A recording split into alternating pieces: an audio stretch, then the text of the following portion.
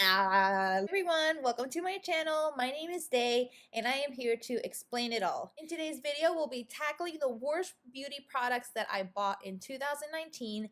Some of them I no longer have with me, so we're just gonna have to do with whatever is left out of the declutters that I have been doing for the last couple of months. Let's just go ahead and get into it. First product that I had a huge problem with was the Milk Hydro Grip Primer. This became really quite famous, I think, earlier this year. I remember Jackie Aina really just raving about this primer. I actually bought it on her recommendation, and as you can see, I barely got any use out of this. There's a couple of reasons why I didn't like this product. The first is the consistency. It really felt like you were just putting on aloe vera on top of your skin. There was something about the smell and the way that this sat on the skin that really wasn't flattering. It had a really strong, again, like a very strong aloe vera smell. It gave me problems with pores. I started noticing that I was breaking out when I don't have any breakout situations outside of like my menstrual cycle and or if I sleep with makeup on for a couple of days in a row. So I started noticing that I was breaking out and it just felt really heavy on the skin. It felt like I was just applying like sticky, just really unpleasant. I can actually feel it on my finger and my hand right now.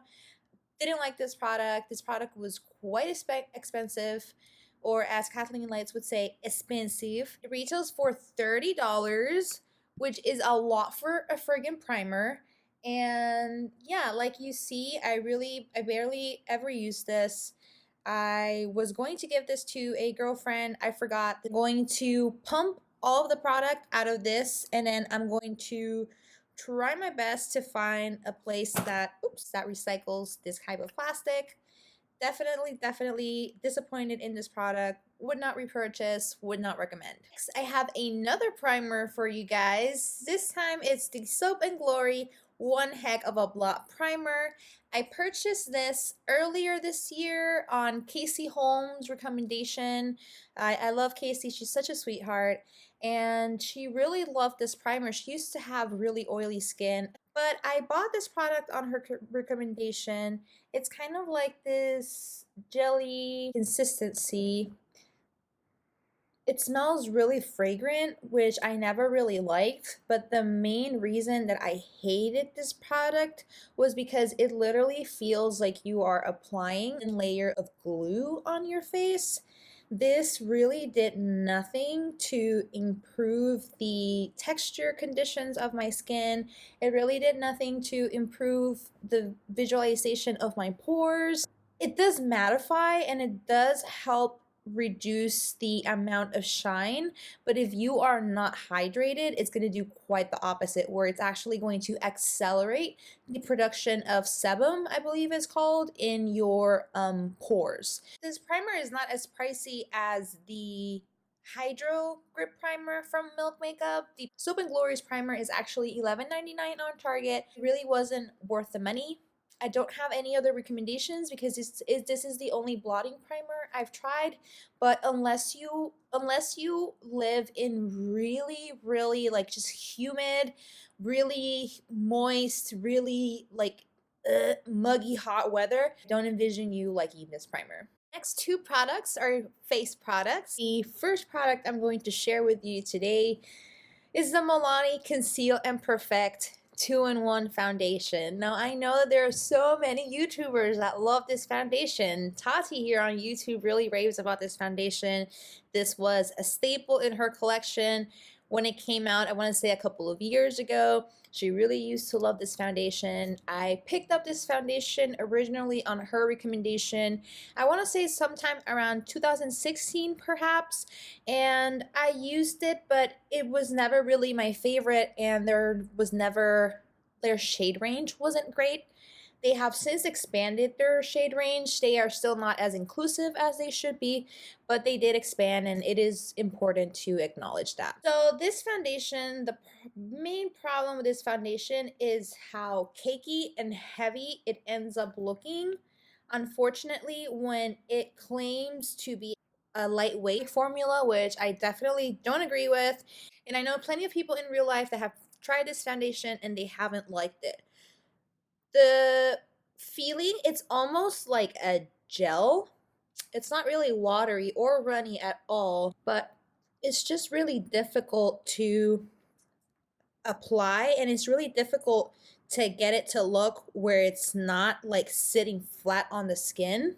And I just felt that it accentuated pores, it created fine lines and wrinkles where I usually don't have any, and it just wasn't flattering on my skin. I have combination, normal to combination skin, or somebody like me who is more often than not in a dry indoor weather. I definitely just had to pass on this product. Another huge flop for me in the face product category is going to be this L'Oreal Full Wear More Than Concealer. Oh my goodness, did this make my under eyes look like a papery, crepey mess. I bought this product off of Tati's recommendation. She used it in a new products at the drugstore video. I think I've got that right. She used it in a video. I think she was doing like a first impressions, and I remember her liking this, and so I thought, hey, I'm always on the hunt for a concealer, even though I have more than enough. But you're looking for that holy grail. Like, you're looking for the one that is going to just erase the year of missing sleep that you've had. This ain't it, sis. This made my under eyes look like I was 60 years old. There is no shame in looking like you're 60 years old, but when you're not 60, you shouldn't be looking 60. And that is what this product did for me. It was really difficult to get it to blend. It's kind of like a once it's set in place, it doesn't really want to go anywhere. And then once you start buffing it into the skin, it kind of starts like breaking apart and um almost like fading away, but you can't reapply more product because it's so dry. It won't layer upon itself. And a product that you can't layer upon itself is not a good product. Period. So for that reason, definitely have to pass on this product. I have no idea who I'm going to pass this on to. Would not recommend. There's plenty of full wear concealers out there. The e.l.f. 16-hour full camo concealer is fantastic, and it's half the price of this little buddy. So the next products that I'm very disappointed in comes from a brand that I've never really have been able to find anything of theirs that works for me. This is the brand NYX, and these are their lip liners. I have two formulas. I have their regular lip liner and the Suede matte lip liners. The matte Suede is in the color Spicy. The regular lip liner is in the color Cappuccino. I have the same problem with both of these products, and that is their staying power. It is just not there. The formula is really waxy, really glidey, really slippery. As soon as you lick your lips, you drink your drink, you eat your food, these are gone. So I'm definitely going to be decluttering these from my collection. Waste of money. If you really want some good drugstore alternatives, you can try the Colourpop lip liners, and the L'Oreal ones are fantastic. They're a couple of dollars more expensive, but they are worth the splurge. I have another lip product. This is the Maybelline Powder Matte Lipstick in the shade Smoky Jade. I love the idea of this color, and it's definitely a color that is pretty out there. A lot of drugstore companies have been trying to be, a little bit more edgy with their products. I can think of Wet n Wild as a company that is always really releasing unique products, formulations, and colors like, violet highlighters and blue glitter shadow, kind of like that thing. So I think Maybelline tried to jump the gun a little bit too quickly, and they tried to be trendy, but this formula, it's really glidey, really patchy. It takes forever to kind of layer on lips, and it's kind of like that one swipe isn't enough, but the more that you swipe to apply, the more it becomes patchy and it kind of crumbles away. So for that reason, I am decluttering this. If you're looking for vivid colors in a really great lipstick formulation, I could, in theory, recommend the Anastasia matte lipsticks. I have the shade Insomniac. It's kind of like this tealy blue color. It's very drying, but it's a lot less patchy and more consistent. than that Maybelline. I mean, that swatch really, it speaks for itself. And last but not least, I have two super disappointing eye products. The first is the Maybelline Color Tattoo Risk Maker eyeshadow. This is in the color black. Now, the huge problem with this particularly, again, is going to be like that waxiness. I don't know if it's a problem in manufacturing or if it's just like a cheap ingredient that they put in drugstore formulas. But is that not the patchiest? And like, this is black, but it actually kind of looks like it's too gray to look, you know, intensely black. And this is just really waxy. It is really patchy. It's really difficult to kind of blend on your eye. It's not creamy enough to work as a gel liner. So I'll definitely be getting rid of this one. I got rid of another one in like a golden champagne color. I thought again that it was too glidey. The texture gave too much. It was really difficult to actually get on the eye and have it stay on the eyelid. So for that reason, I will be decluttering this product. Finally, for like the number one most disappointing product of 2019, this eyeshadow quad palette from NARS, you guys. Oh my god. So this retails originally for $42, a whopping $42 for a 4 shadow pan. And 3 of those 4 eyeshadows are going to be shimmers.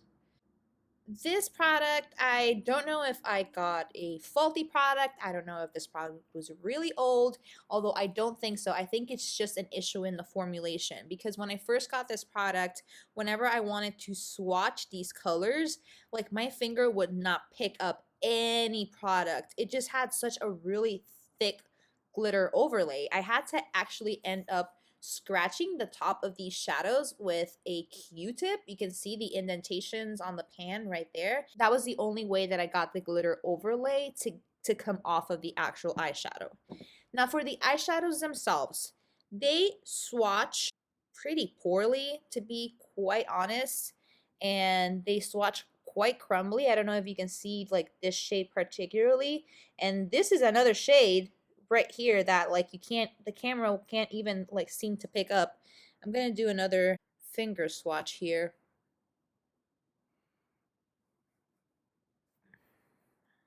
Like I had to press. You can see it a little bit better now, but they're just not a good quality. $42 for 4 pans, absolutely not. When you apply these on the eyes, they won't want to like stick onto the skin. They kind of crumble off.